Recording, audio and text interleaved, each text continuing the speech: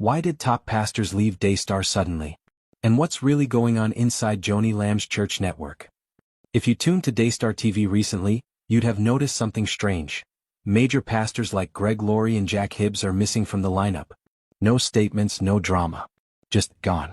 Behind the scenes, this isn't about normal season changes. It's part of a growing boom of high-profile exits.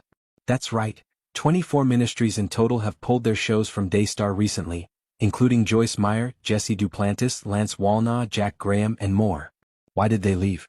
Because Daystar has become deeply scandal-plagued. In late 2024, Joni Lamb's son Jonathan Lamb and his wife Susie made shocking claims. They said a child in their family was sexually abused by a Daystar employee, and that the network leadership, including Joni and Marcus Lamb, tried to keep it quiet. That bombshell rocked Daystar's image and prompted real consequences. Police in Colleyville opened a probe, and although no charges were filed yet, the case is ongoing. Many major ministries stopped airing on Daystar, citing ethical concerns. Now, fast forward to June 2025. Even more leading voices are calling it quits.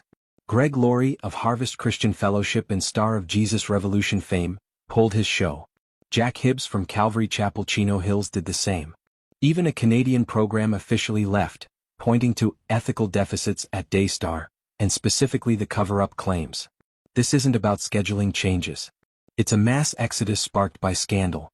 Ministries across the globe are asking, what is Daystar hiding? How deep did the abuse cover-up go?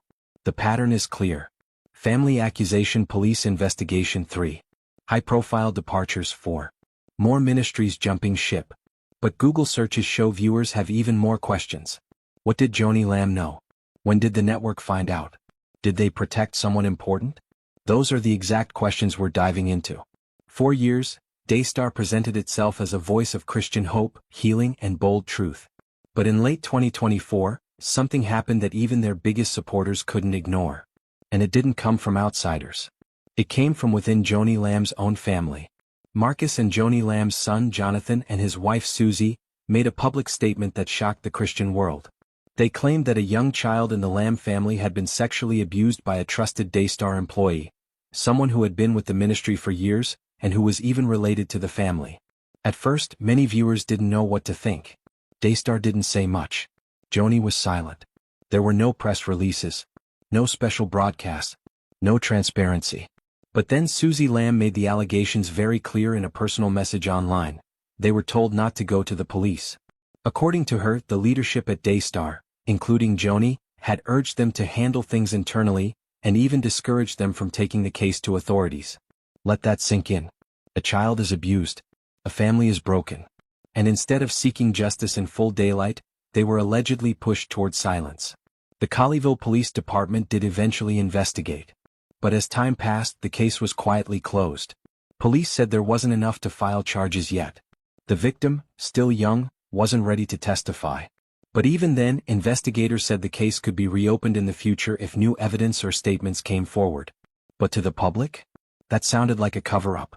And ministries across the country started pulling their shows fast. What started as a single story turned into a landslide. At least 24 ministers, pastors, and Christian organizations began pulling out of Daystar, many of them with no warning, no explanation, just gone. And we're not talking small names here. We're talking about people like Joyce Meyer, Jesse Duplantis, Lance Wallnau, Jack Graham, even international broadcasters from Canada. These weren't critics. These were Daystar regulars, longtime friends of the network. Many of them said they were stepping away because they couldn't continue supporting a network with unresolved ethical issues. Some cited serious moral concerns. Others said they simply couldn't stay silent anymore. And then, in June 2025, it got even worse. Two of the most widely known pastors in America, Laurie and Jack Hibbs, suddenly vanished from Daystar's programming schedule. Their departure wasn't just a random drop. It was strategic, intentional, and timed during the worst press storm Daystar had ever seen. Now the Christian world was paying attention. Because when heavyweights like Laurie and Hibbs walk away, it signals one thing. Something serious is happening behind the curtain. And it can't be ignored anymore. Despite all this, Daystar's leadership downplayed the chaos. They said everything was fine. That the changes were part of routine programming cycles. But viewers weren't buying it. Neither were ministries. Because these exits weren't staggered. They were stacked, one after the other, and all within a few months of the abuse allegations being made public. It became clear, this wasn't a media cycle. This was a crisis of trust. And it was no longer just about one abuse claim. It was about how the leadership responded. It was about whether people in power chose to protect a reputation, instead of a child. So the question hanging in the air was simple, but devastating. If the people running Daystar couldn't be trusted to tell the truth about what happened to their own family, what else were they hiding? When the abuse claims went public, Joni Lamb didn't speak immediately. Her reaction was silence. No press conference. No heartfelt message. Just quiet.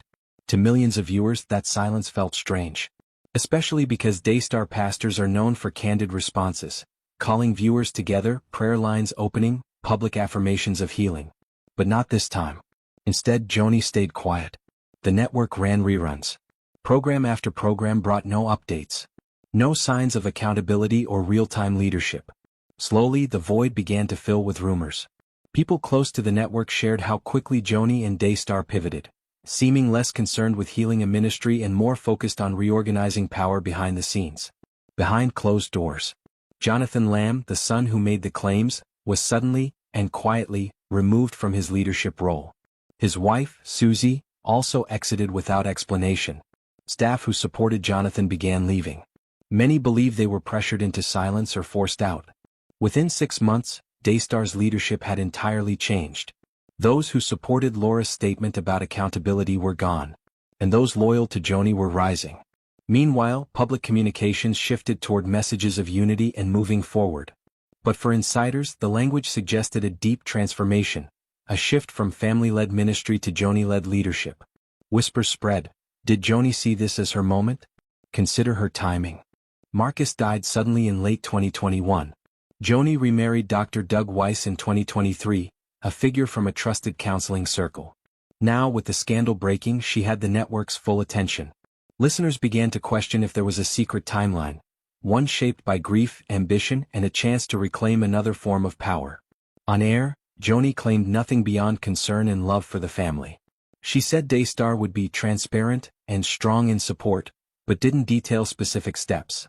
Promises remained vague. At the same time, internal moves became clear. Board positions realigned.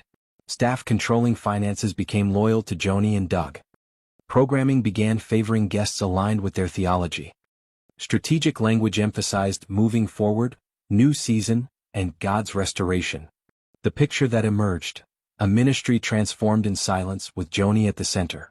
Across the internet and comment pages, regular viewers reacted. She killed off the accountability team. Now the empire is hers. So much for protecting the victim. The tensions became louder in churches. Members who supported Jonathan felt silenced. Families divided. And Daystar continued broadcasting without official mention of those who left, or why. One insider captured it. It became clear Joni wasn't just repairing what was broken. She was rebuilding it around her. So the central question deepens. Is Daystar still a church for all? Or now only a platform for Joni and her allies? The fallout from the scandal is still shaping Daystar's future. With key pastors like Greg Laurie and Joyce Meyer now gone, the network is left to rebuild around a new identity. What's changing on air? Fewer guest preachers, more in-house voices. Many programs now feature Joni and Doug personally delivering sermons and testimony, moving away from the outside voices that once defined their lineup.